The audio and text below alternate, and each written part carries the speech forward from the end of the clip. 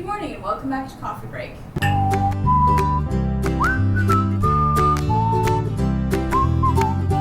So as we mentioned a couple weeks ago, we were going to do another episode of Books for Black History Month. So this is that part 2. Yep, Black History Month, the sequel. Yeah, just, catching the tail end of February. Yeah, I like it because it's kind of bookending the month, Yeah. So one of the things we mentioned last time was that culturally specific books are really great, but we also just need books about, regular everyday people that just so happen to feature diverse characters. Mm-hmm. And I think a book that fits the latter description really well is When Daddy Prays by Nikki. I love the family in this book because they're so close-knit, and you do see them argue and kind of annoy each other, but you also just see that really deep love and that sense of being protected by your parents. Mm-hmm. There's just a lot of love and togetherness in this book that I think is really great.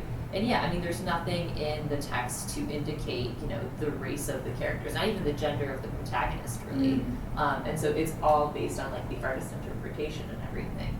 And so I think this is a good example of those diverse books that just, feature normal, everyday people. Right. Yeah. The other 3 books that we're going to mention today are more about the African American history, historical experience of African Americans, and kind of getting at the truth of what they experienced so that we can understand. It's the whole why do we study history argument, right? We need to understand where we came from.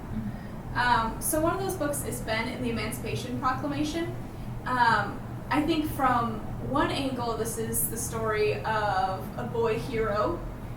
It's from the eyes of, we don't really know how old he is, perhaps 8 or 9. Mm-hmm. But then it's also the story of a slave who teaches himself to read, and is very unique in that regard.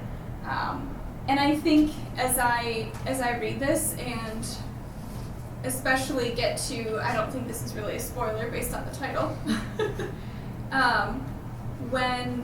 when Ben reads the Emancipation Proclamation printed in the newspaper, I get goosebumps every time I read this page. It's really powerful. Yeah. Well, and I like that this highlights a really important aspect of Black history, but it also shows just the importance of being able to read, Mm-hmm. the power that literacy gives you. Yeah. Because this way, you're gaining knowledge, you're learning more about your world, and he uses that to share it with everyone else who can't read. Right. So, I think it's just a great celebration of books and learning. And the empowerment of literacy. Yeah, exactly. So another book that focuses on a different chapter in African American history is The Amazing Age of John Roy Lynch. And we've talked about this book before, but this focuses on the Reconstruction. So it's the dozen years or so after the Civil War. And it's funny that you don't really get to hear about the Reconstruction much in schools, because this was actually really enforcing integration and promoting civil rights, and this was directly after the Civil War. But they made huge strides. They really did, yeah. John Roy Lynch went from being a slave to being a U.S. congressman because of all the changes that were happening during the Reconstruction period. But I think the reason that you don't really get to hear about it much is because it failed, because the U.S. government just didn't enforce these things well enough, and racism kind of set back in, and these things really didn't get fixed until the Civil Rights Movement. And we still have a long way to go. Right. Yeah. I just really like how this kind of opens up a conversation about how we're all responsible for preserving civil rights. Mm-hmm. It's up to all of us to hold the authority figures accountable and make sure that everyone has the same basic freedoms. I think the importance of learning about the Reconstruction era is learning from the mistakes that were made in that it wasn't successful, but also learning there are huge strides that can be made in a short amount of time. So it's not impossible. Right.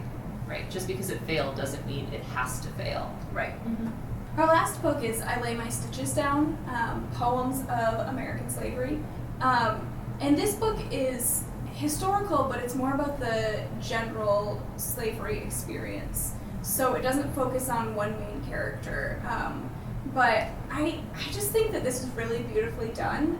The author took all of these traditional quilt patterns and translated them into poetry, which is kind of amazing. So one of the ways that she did that is every poem is 10 lines in 10 syllables, so that it's like a square, like a quilt block. And the illustrations themselves look like quilts. Like Right. if you open it up, they've got like those kind of patterns, and it looks like it's sewn together from all these different fabrics. Right. For example, this poem is called Cotton Bowl, which is the name of a traditional quilt pattern. You can see the poem is kind of square. This is the traditional pattern of cotton bowl, and you can see it all over this illustration by Michelle Wood. Yeah.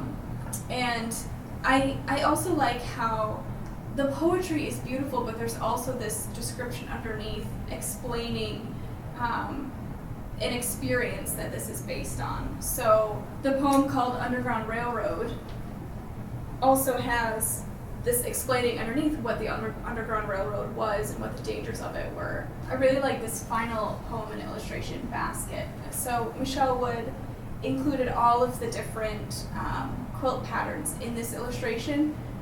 We actually talked to Michelle Wood a year or two ago. I can link to that video. And just hearing her passion for like where this art came from for her and what it means to her, and the research that she did to make sure that it was true to really her ancestors. Mm-hmm. What makes this book a special contribution to our Black History Month collection is that it's not about one specific character. We have great books about that, like we just talked about. But it just feels so personal. It's not about one big story arc. It's about the experience of being a slave. And I think Cynthia Grady's poetry, and especially paired with Michelle Wood's illustrations, just really bring you there and put you in that mindset. So if you have other books that you've been reading this month for Black History Month, let us know in the comments. We would love to hear your reading suggestions. Thanks for joining us, and we'll see you next week.